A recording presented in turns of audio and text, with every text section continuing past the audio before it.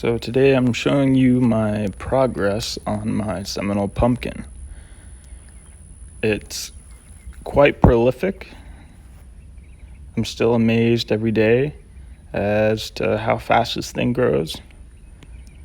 I wanted to talk a little bit about why I built a trellis where my pumpkins were starting, knowing that they would totally outgrow it.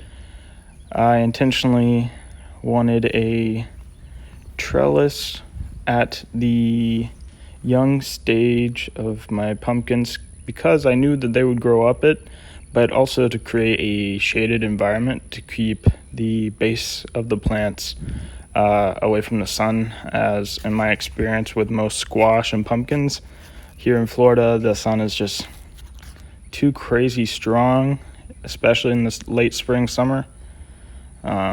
So I'm keeping those covered. And here's from the other side of the trellis.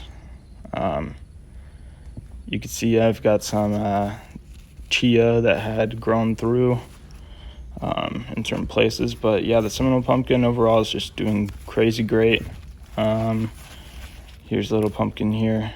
I've been harvesting actually when they've got to the size that I want them, because I want to get as much pumpkins as I can. So I'm hoping on a really successful harvest this year, and I think I'll get that. I've already got 2 pumpkins, and there's quite a few on the vines.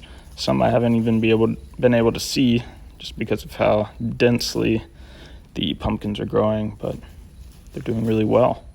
And yeah, so this is my pumpkin setup, and I'm excited to harvest more.